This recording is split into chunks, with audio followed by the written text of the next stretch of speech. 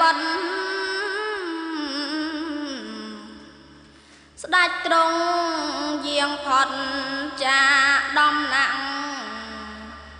ក្រោយនោះ7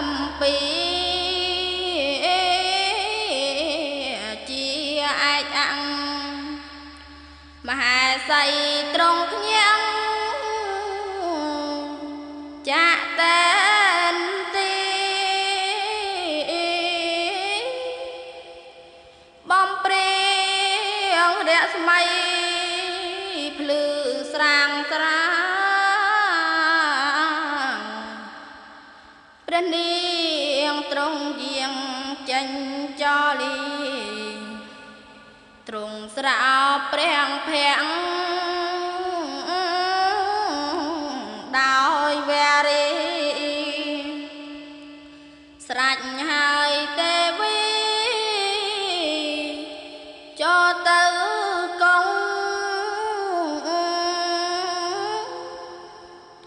ព្រះនា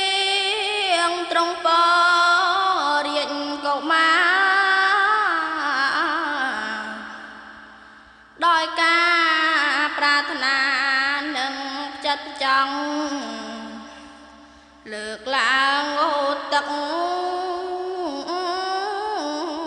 ជំរះអង្គនឹងត្រង់ប្រដាប់សម្រាប់បុត្រ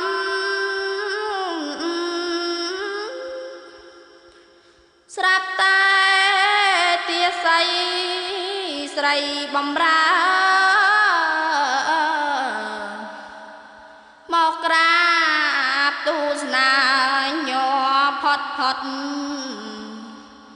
បរិយាយរាយរាប់ដោយតង់ឆ្លុតផិនភ័យស្រយត់ហើយថ្លែងថា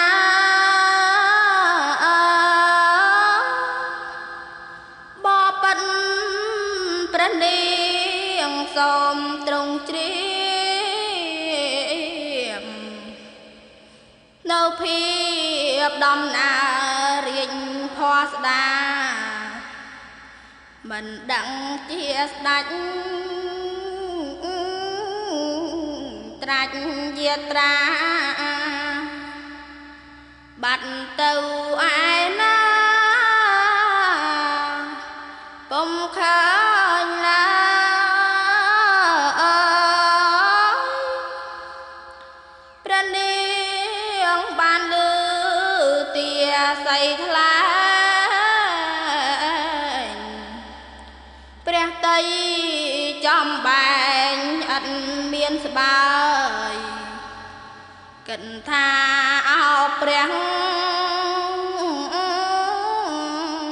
ស្វាមីអើយម្ដេចឡើយត្រង់កាត់ក្តីស្នេហា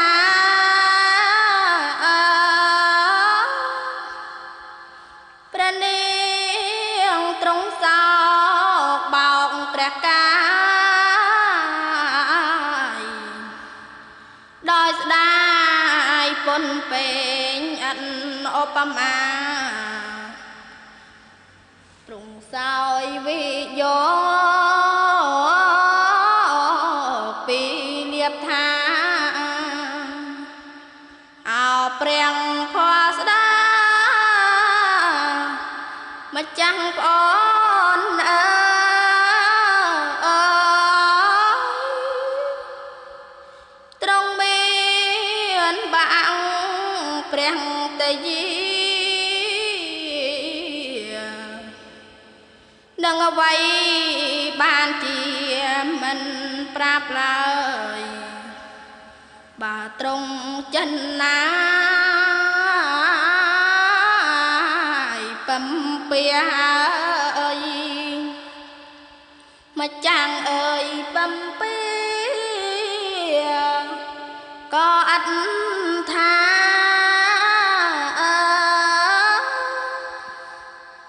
ប៉ុន្តែគួរត្រង់ជួ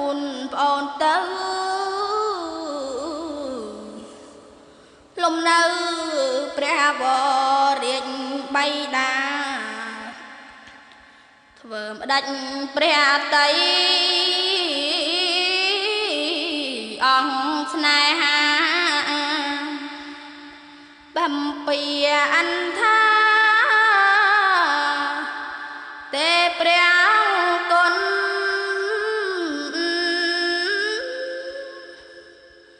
នេះម្ដងម្ដេចឡើ